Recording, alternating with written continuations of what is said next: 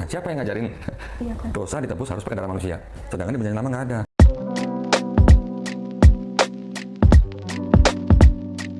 Assalamualaikum, selamat datang kembali di channel ini. Balik lagi dengan saya Luis Prasetyo di sini. Terima kasih untuk teman-teman sudah setia mengikuti channel ini, dan kali ini ya kita akan bahas soal statement-statement dari Doni Tan yang mana dia sok tahu tentang Kristen ya. Seperti biasa lah ya, kesok tahuannya ini kita harus luruskan supaya dia boleh normal gitu loh pemikirannya. Gak semua kan orang yang pindah dari Kristen kemudian jadi ahli Kristen. Dia karena dia pindah itu sebenarnya karena dia nggak memahami tentang iman Kristen, dia kan. Nah ini loh yang penting untuk kita boleh sadar semuanya. Jangan mudah dibohongin, sedangkan pembohongan publik itu sudah kita bongkar banyak banget dari kemarin-kemarin, ya kan. Oke, kita langsung aja dengar videonya. Bible. Kan ada perjanjian lama, perjanjian baru. Tadi ada bilang, di perjanjian lama ada korban. Ada nggak korban darah manusia di perjanjian lama? Nggak pernah baca kan? Yang ada korban hewan. Kenapa mereka pakai korban hewan? Itu adalah sebenarnya sebuah kayak semacam syariat gitu ya, untuk menghapus dosa orang yang berdosa pada saat itu. Tetapi itu hanyalah dosa yang disebut dosa yang tidak disengaja. Gitu. Kalau orang itu punya hewan, dia bisa berkorban sapi atau lembu. Kalau dia nggak punya sapi lembu, dia boleh korban dengan kambing atau domba. Kalau dia nggak punya, dia boleh korban diganti dengan burung tekukur. Kalau dia nggak punya burung tekukur nih, miskin nih, dia boleh ganti dengan tepung terigu. Sampai begitu gitu ceritanya. Jadi ada kondisi-kondisi yang diperbolehkan. Tiba-tiba di perjanjian baru, dosamu nggak bisa dihapus kalau nggak ada penumpahan darah Yesus di atas kayu salib. Kan nggak matching gitu loh. Nggak sama kan gitu kan. Nah, siapa yang ngajarin Iya kan? dosa ditebus harus pakai darah manusia? Sedangkan di perjanjian lama nggak ada. Ya, oke, jadi begitu ya. Apa yang disampaikan oleh Doni Tan ya, kita langsung bahas aja. Sebenarnya simple, dia ini harus, kan dia tanya, siapa yang ngajarin kok bisa kemudian jadi korban manusia bukan korban binatang? Sekarang gini loh, kamu harus baca Alkitab itu dari Kejadian sampai Wahyu. Sekarang kita akan bahas mulai dari Kejadian. Dalam Kejadian itu ketika Adam dan Hawa jatuh dalam dosa, apa yang Tuhan lakukan? Yang Tuhan lakukan adalah yang pertama kali adalah mengorbankan binatang. Buktinya adalah ketika manusia yang sebelumnya memakai pakaian dari kulit kayu kemudian dirubah menjadi pakaiannya itu adalah kulit binatang. Nah, ketika dia ambil kulit binatang ini tentunya ada satu kurban yang dia lakukan, yaitu kurban jelas matinya seekor binatang kemudian menjadi kurban pengganti atas dosa dari Adam dan Hawa. Apakah dosa dari Adam dan Hawa tidak disengaja? Ya enggak juga. Mereka sengaja melakukan itu. Tapi karena kelemahan mereka itulah Tuhan tahu sehingga ada korban dari binatang itu. Tetapi apakah sampai situ? Enggak. Dalam Kejadian pasal yang ketiga juga dikatakan bagaimana setelah manusia jatuh dalam dosa, Tuhan menjanjikan atau nubuatan mesianik yang pertama, proto-evangelion, Injil yang mula-mula, ketika Tuhan mengatakan dari keturunanmu akan meremukkan kepala ular. Ular akan meremukkan tumitnya, tetapi keturunan perempuan ini akan meremukkan kepala ular ini. Ya, itu sebenarnya berbicara mengenai kurban, yang mana maut menguasai Yesus selama 3 hari dan kemudian dia bangkit dari kematian, dia mengalahkan maut itu. Nah, yang kayak gini kan gak paham kan. Nah, makanya kenapa yang sebelumnya itu kurban ini dipakai sebagai penebusan dosa. Tidak hanya dosa yang tidak disengaja, semua dosa itu ditanggung dalam kurban itu. Buktinya apa? Ayub, ketika Ayub dia jatuh dalam dosa ataupun anak-anaknya berbuat dosa, Ayub dia mengorbankan binatang kembali. Supaya apa? Supaya dari kurban itu dosa dari anak-anaknya diampuni, ya kan? Kemudian Abraham juga memberikan kurban. Yakub, Ishak dan bangsa Israel memberikan kurban. Dan kemudian aturan ini dikemas di dalam sebuah aturan yang diberikan oleh Tuhan ketika di padang gurun.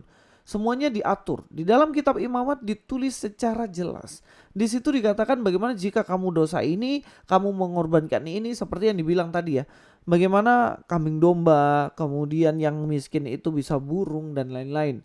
Tetapi dari sini ini sebenarnya tujuannya apa Tuhan taruh di kitab Imamat yang full itu tentang kurban.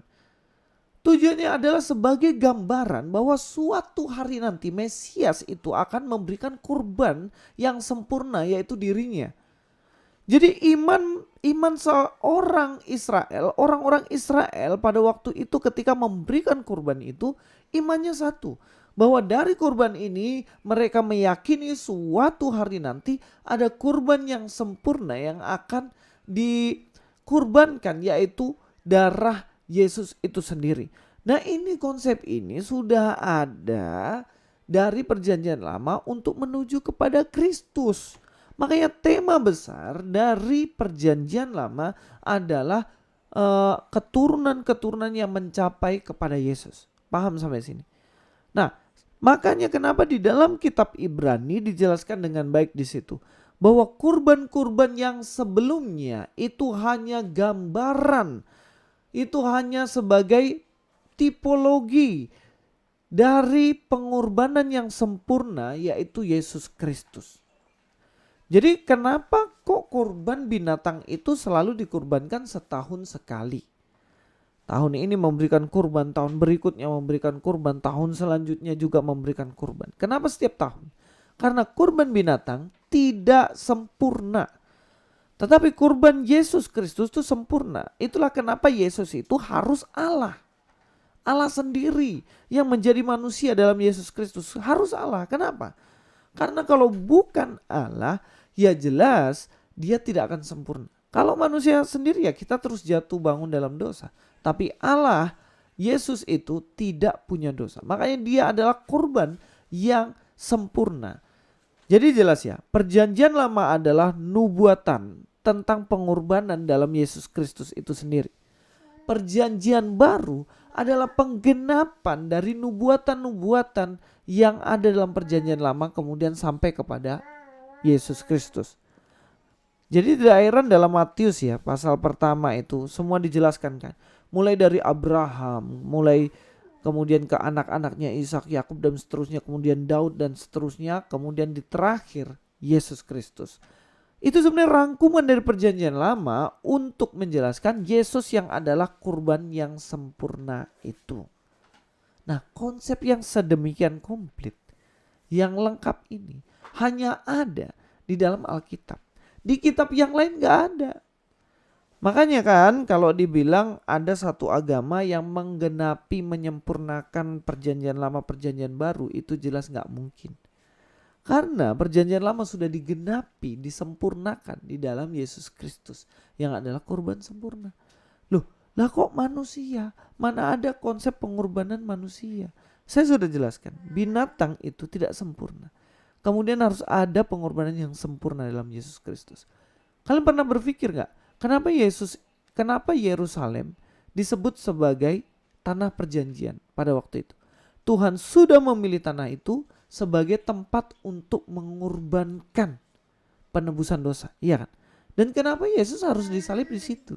Itulah kenapa bukan Yesus disalib di daerah yang lain, di Arab dan lain-lain. Enggak, karena tanah perjanjian adalah tanah di mana Yesus disalibkan sebagai penebusan atas dosa. Kalau dibilang di PL gak pernah kok berbicara tentang itu, wah kurang baca Alkitab. Nubuatan tentang Yesus disalib itu banyak banget dalam Alkitab perjanjian lama. Nah, baca lagi baik-baik, ya kan? Donditan, baca dulu Alkitab baik-baik. Jangan ngikutin ilmunya Ahmad Dedat, cuman itu aja, gak kemana-mana, gak berkembang kamu nanti. Baca dulu baik-baik. Oke, itu saja mungkin dari saya yang bisa saya sampaikan. Mudah-mudahan ini berguna buat kalian semuanya. Dan sampai ketemu di video selanjutnya dari saya Luis Prasetyo. God be with you all.